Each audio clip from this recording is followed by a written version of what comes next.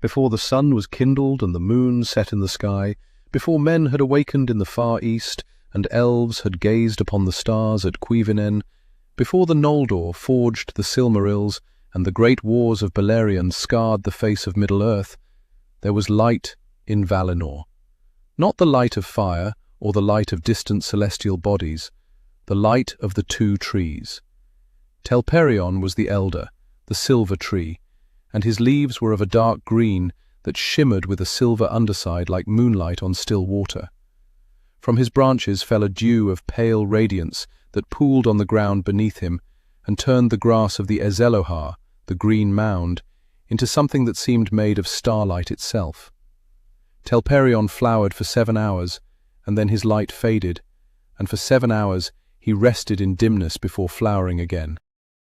Laurelin was the younger, the golden tree, and her leaves were of a young green like the first growth of spring, edged with a gold that seemed to come from within the leaf rather than upon it. Her flowers were like trumpets of fire, but fire without heat, fire that nourished rather than consumed. She flowered for 7 hours, beginning 1 hour before Telperion's waning, so that for 1 hour each cycle the silver and the gold mingled in the sky above Valinor, and that hour was the most beautiful moment that had ever existed in the world. The two trees stood on the green mound before the western gates of Valmar, the city of the Valar, and their light spilled out across the whole of the blessed realm. The Calakiria, the great pass in the Pelori Mountains that opened toward the sea, caught the mingled light of the trees and cast it across the waters all the way to Tol Eressë, the lonely isle, where the Teleri elves dwelt on the far shores. That light was the first dawn and the first dusk and the first noontime all at once, a perpetual cycle of silver and gold that never tired and never failed and never needed to rest. The Valar gathered beneath the trees and held their councils there. The Maiar danced in the meadows that surrounded the green mound. The elves of Valinor built their cities in the light of Telperion and Laurelin, and they measured time by the flowering and waning of the trees, and they could not imagine a world without them. The trees had been there since the earliest days, after the Valar had raised the Pelori and shaped the land. They had been created by Yavanna, the queen of the earth, who sang them into being from the soil of the green mound.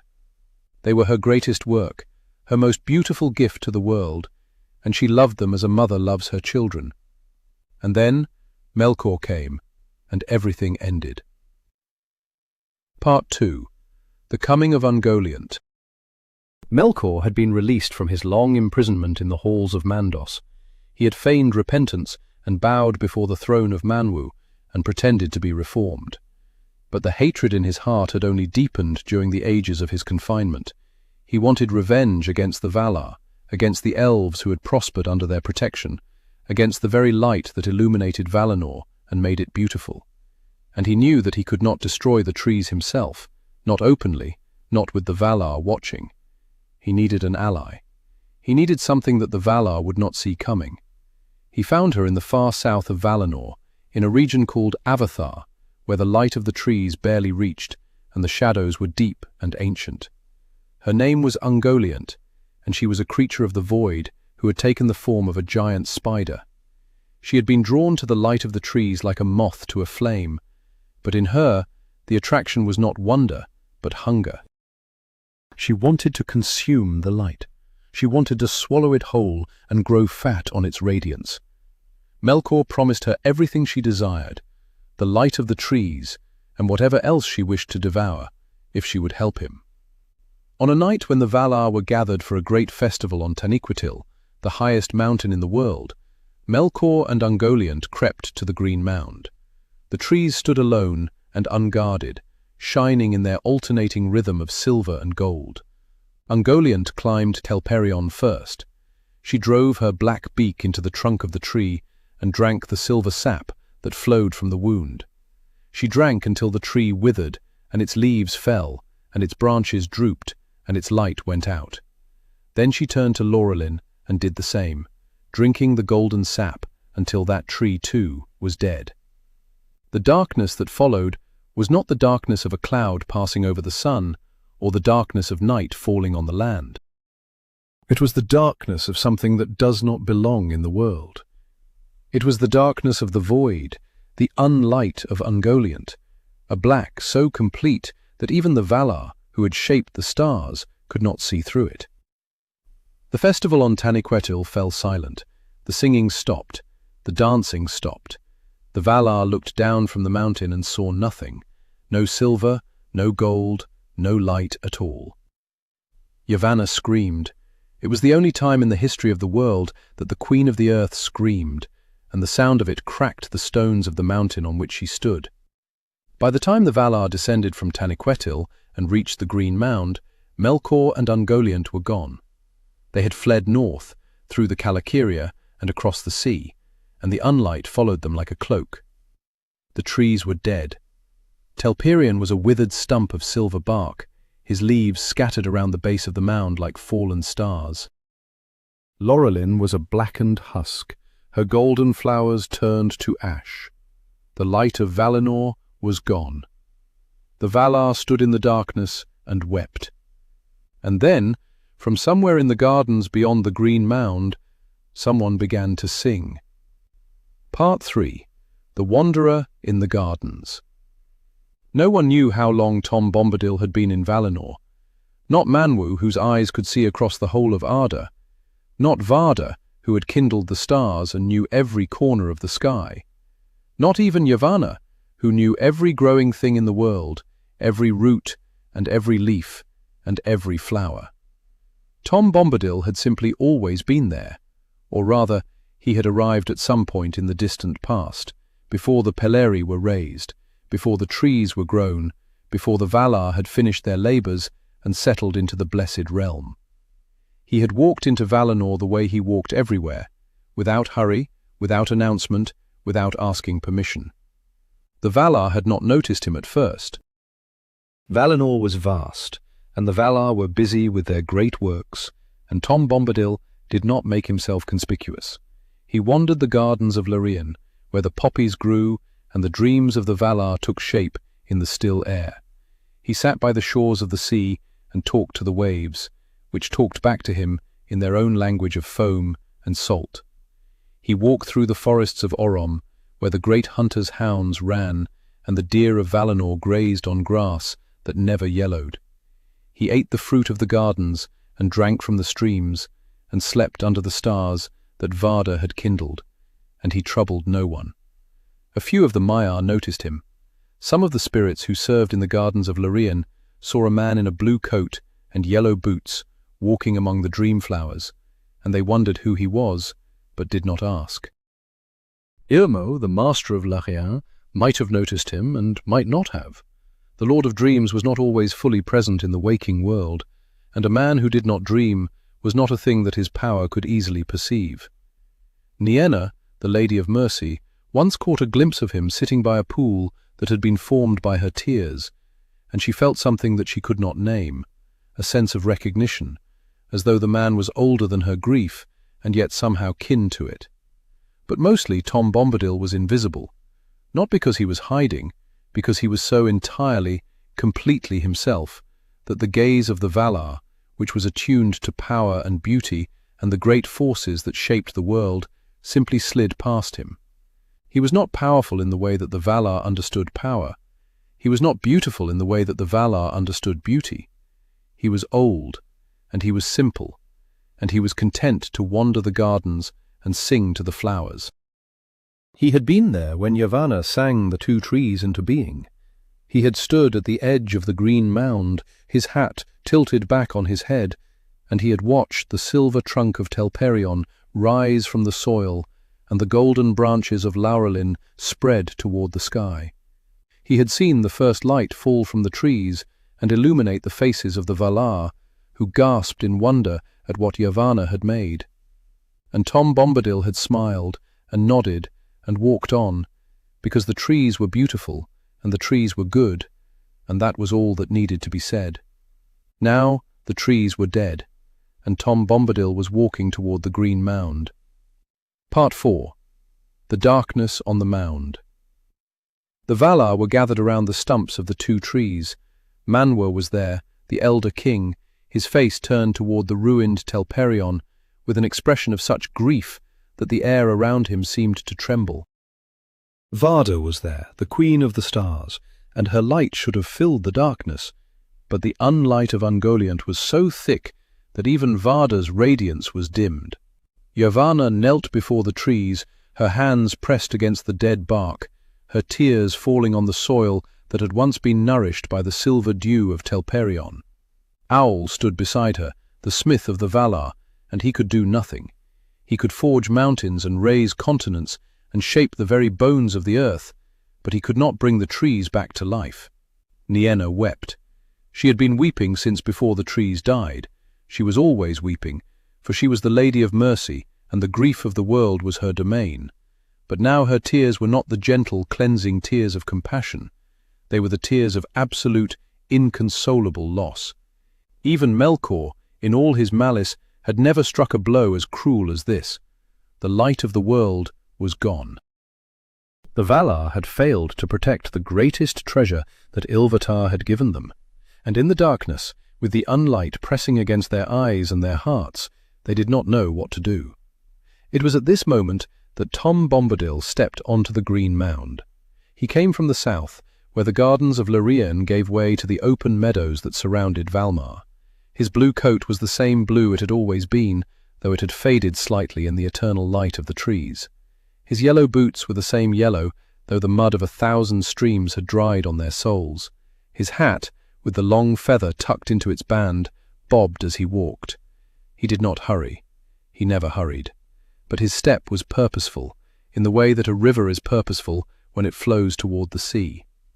The Valar did not notice him at first.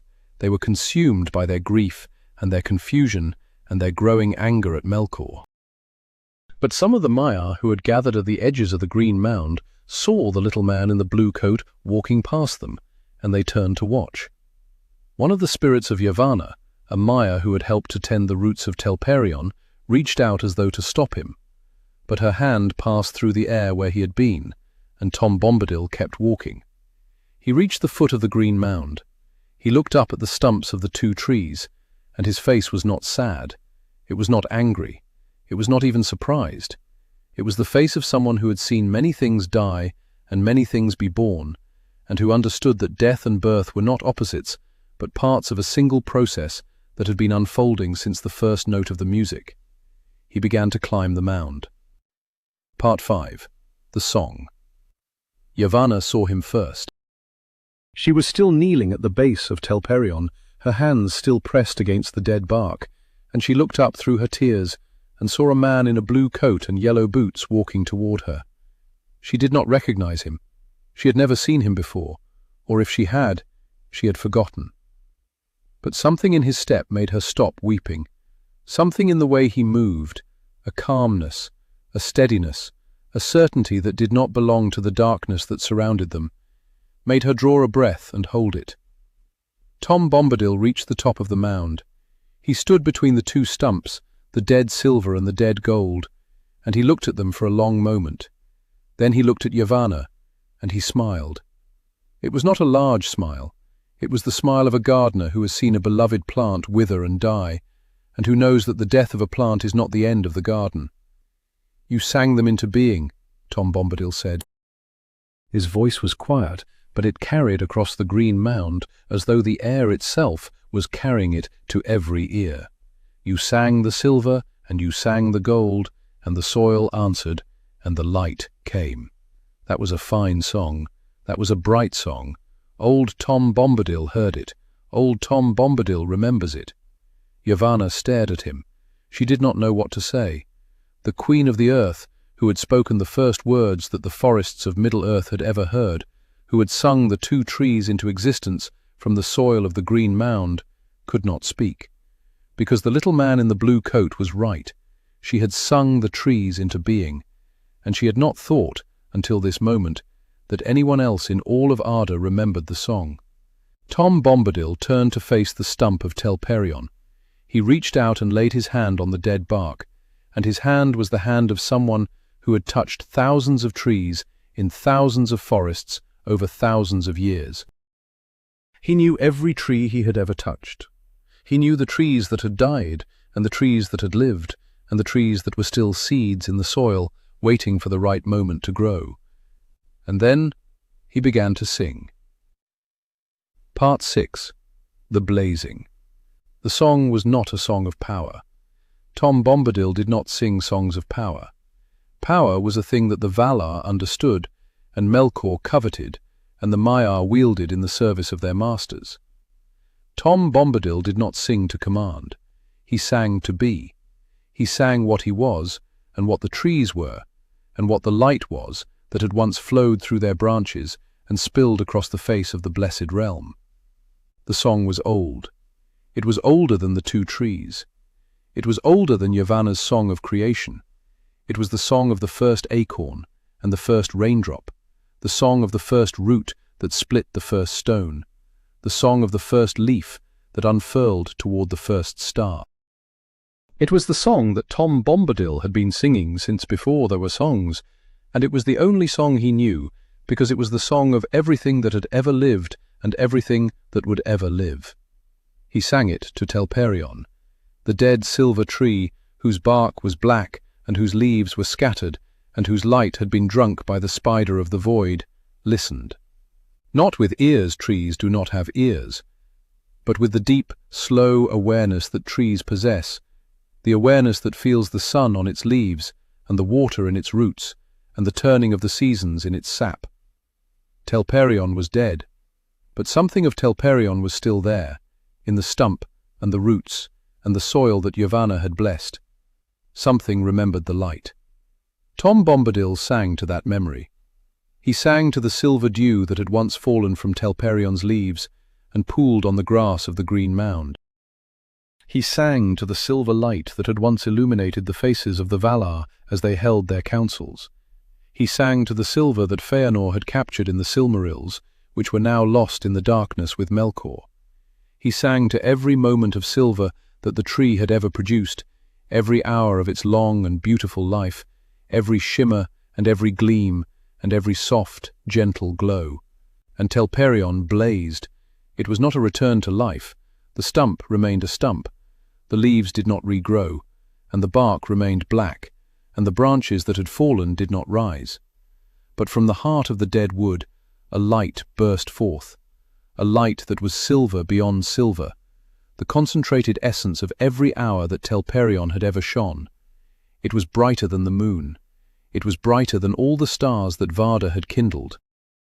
It was the light of Telperion distilled into a single moment, and it rose from the stump like a fountain of liquid silver and spread across the sky above the green mound. The Valar gasped. Manwë stepped back, his eyes wide. Varda raised her hands as though to shield herself from the radiance, but she did not shield herself, she opened her arms to it, because the light was beautiful and the light was good, and she had missed it more than she had realized. Owl fell to his knees. Nienna stopped weeping, and for one impossible moment a smile crossed her face. Yavanna was still kneeling, still staring at Tom Bombadil, and she could not breathe. Then Tom Bombadil turned to Laurelin. He laid his hand on the blackened stump of the golden tree, and he sang the same song, but with a different verse. The verse of gold, the verse of morning and noon, and the warm light that made things grow. He sang to the golden flowers that had blazed like trumpets of fire. He sang to the golden dew that Varda had collected in her great vessels to make the stars brighter. He sang to the golden light that Feanor had captured in the Silmarils, the light that was now the most precious thing in the world. He sang to every moment of gold that Laurelin had ever shone. And Laurelin blazed. The gold burst from the dead stump like a second sunrise, brighter than any dawn that would ever break over Middle-earth, warmer than any sun that would ever shine on the faces of men. It was the color of honey and amber and the eyes of a lion in the moment before it springs. It was the light of 1,000 summers compressed into a single instant. It rose into the sky beside the silver light of Telperion, and for one perfect moment the two lights mingled, silver and gold together, the hour of mingling that had once been the most beautiful hour in the cycle of the trees. And that moment lasted. It lasted through the night, or what should have been the night. There was no night in the unlight of Ungoliant, only the eternal darkness of the void. But the darkness could not stand against the light of the two trees blazing together. The unlight retreated. It did not vanish. Ungoliant was too powerful for that, and her poison still lingered in the air and the soil, but it retreated, pressed back toward the edges of Valinor by a wall of silver and gold that had not shone since the destruction of the trees. The Valar stood in the light, and they were silent. Part 7. The Valar ask. How long the blazing lasted, no record says. The Valar did not measure time in hours or minutes in those days, because time itself was measured by the cycles of the trees, and the trees were dead.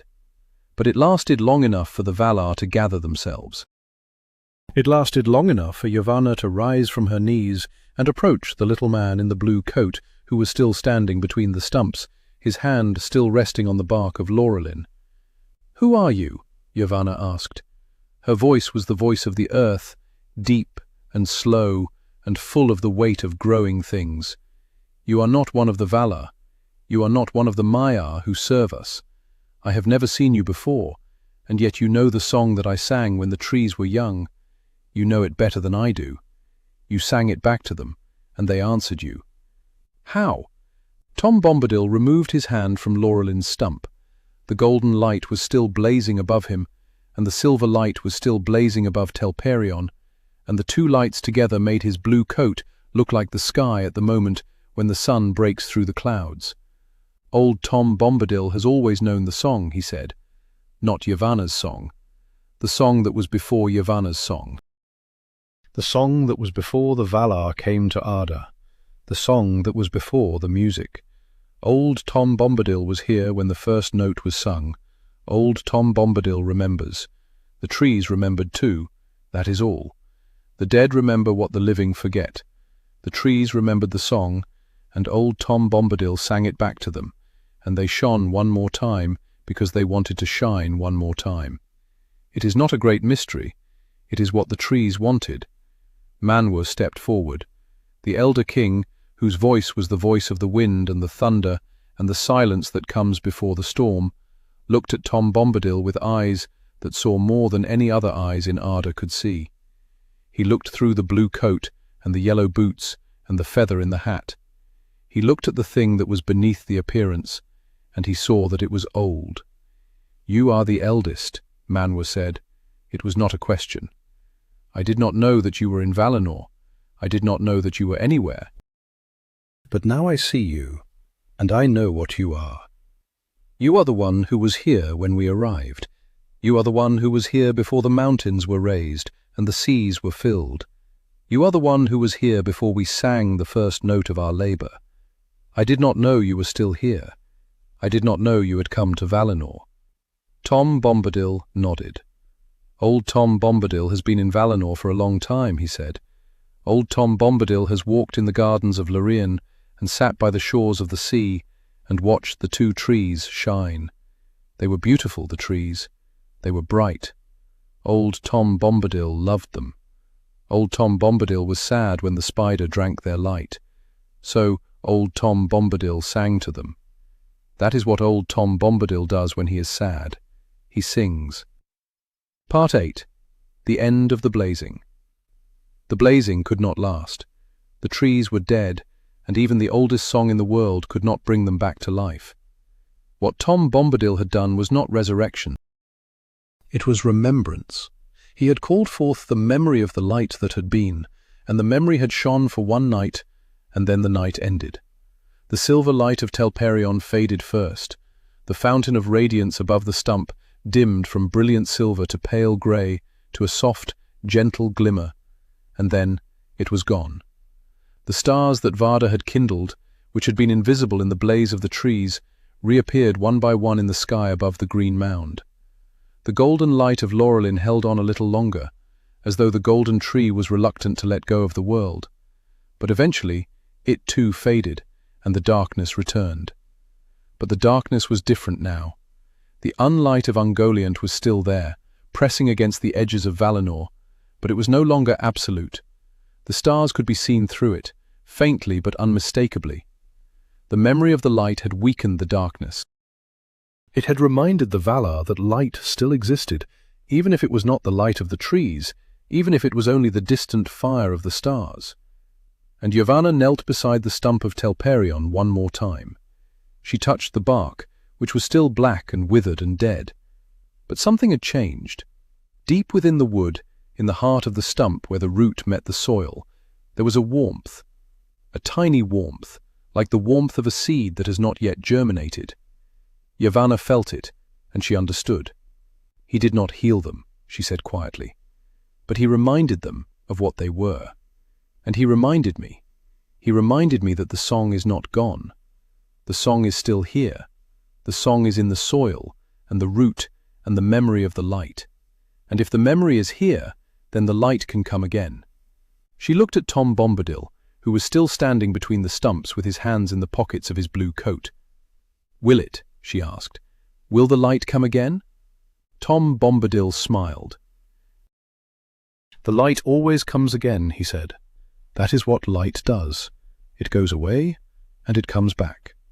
The silver goes, and the gold goes, and the dark comes.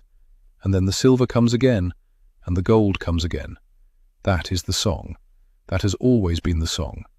You will sing the silver again, Queen of the Earth. You will sing the gold again.